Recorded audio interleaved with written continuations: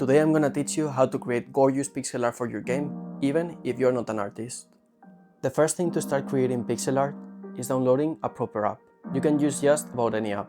There are free options like Pixel or Pixelorama and paid ones like Sprite. But I've also used Procreate with my iPad and seen people using GIMP or Photoshop. I personally prefer Sprite, so that's the one that I will be using. You may also be wondering, do I need a tablet to draw properly? No, your mouse is more than enough. Now we need to create a file, and to do that we have to pick a size. This will depend on your goal and the aesthetic that you're looking for, but I recommend starting with 32 by 32. When you're getting started, drawing on a smaller canvas can be really difficult, and drawing on a bigger one will require more details to not look empty and boring. Now, the first step is gonna be using reference, but I will never recommend using pixel art as reference unless you want to replicate a specific shading or technique. It's better to use 2D drawings or even better, real-life objects. For example, you can start by drawing something simple, like your computer or a lamp or a bottle. As you get better, you can draw more complex things. What you want to do when you're trying to draw something from your bedroom is taking the shapes out of it. For example, this lamp is composed by a rectangle, a line, a triangle, and a circle. I will leave some exercises here, so if you want to try them out, pause the video and copy them.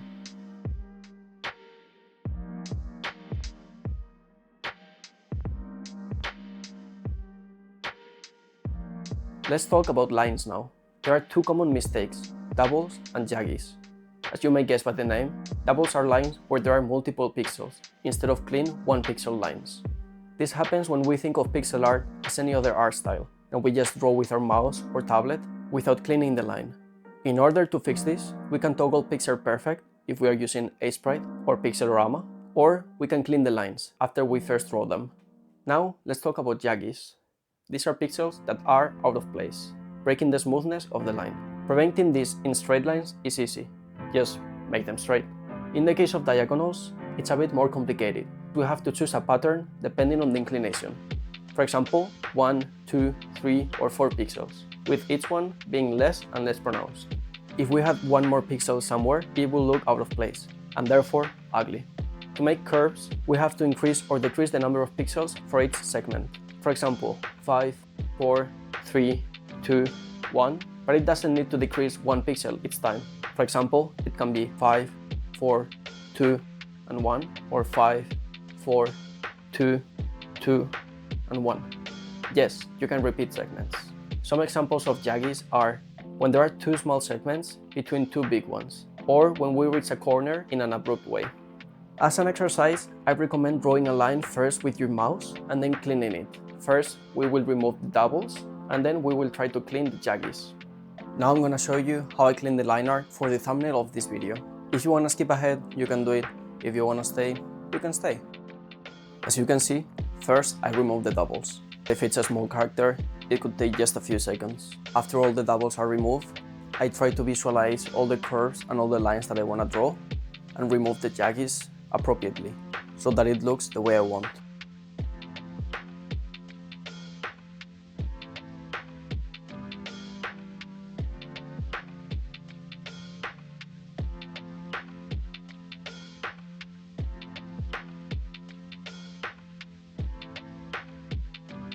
Now, let's start with colors. I'll be honest, coloring is a difficult area, so I recommend using other people's colors.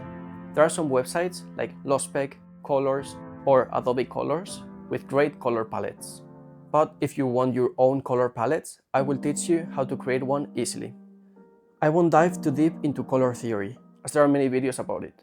I will just teach you how to create cohesive color palettes. Let's start choosing a color. Choose any that you like. This color should not be too saturated, unless you want people to bleed through their eyes while looking at your game. I'm gonna start with this blue. Now we're gonna create brighter and darker versions of it. To do this, we can just make it whiter or blacker, as that's not the way light and colors work. Instead, as we approach darker colors, we have to shift our hue towards blue or purple, and as we approach brighter colors, we will shift towards orange or yellow. Once we get our first line of colors, we're gonna find colors that can branch out of already existing ones. For example, we can create a green palette coming out of this blue. And we can also create purple or red palettes coming out of different colors. As you keep creating colors and working with them, you're gonna get more and more comfortable. So don't worry and just keep creating. Now we're gonna get started with shadowing. As you can see, we're going fast, not wasting any time. So if you wanna drop a like, I will really appreciate it. In order to shadow, you need to understand the shape of the object and the direction of the light. We must think of the object in 3D. For example, this is not a circle, it's an apple. We also have to understand where the light comes from. For example, from above, we will have the lights here and the shadows here. And from the top right, they will be here. If it's a cube, then the furthest part from the light will be the darkest. The closest will be the brightest, and the other will be an in-between. You can also try things like dithering, hatzing, or clustering. These are all different shadowing techniques, and each one will have a different result. I recommend that you try them out, explore every possibility, and then pick whichever you prefer. Personally, I really like hatzing, but since my style is simple and my drawings are small, I end up going for a normal shadow. One thing to note is that we are making pixel art, not painting. What we want to do is use a really limited number of colors. I usually go with 3, but if the drawing is bigger, we can use 4 or 5 colors. Also, remember, shadows are not just the same color but darker, and highlights are not the same color but whiter. Bright colors will tend towards warm tones, such as yellow, and dark ones will tend towards cold, like blue. Although this may change depending on the light source. For example, if the light source is a magic blue fire spell, then the brightest colors will tend more towards blue instead of yellow. Now, I'm gonna show you my step-by-step to create any character. First, I like to start with the head. Personally, I like this more square or rectangular look, but you can make a round face by following the steps that we showed you to create any curves. Then, I create the body. This is my personal style, so it's really simple. But if you want to create a different style, you can just check references on the internet. Then, I add the shadows. This way, I can understand the shapes a bit better and visualize the character in a 3D way. For example, from here, I can create the character from a video game, Cat Survivors, which is like a really stupid cat. Same face, same structure, just different colors, and I added the ears as well as fatter cheeks. We can make any adaptations that we want. For example, if we go back to our base character and we make it bigger and wider, then we add the shadows that we erased. We can make it curvier, and then we get a a warrior.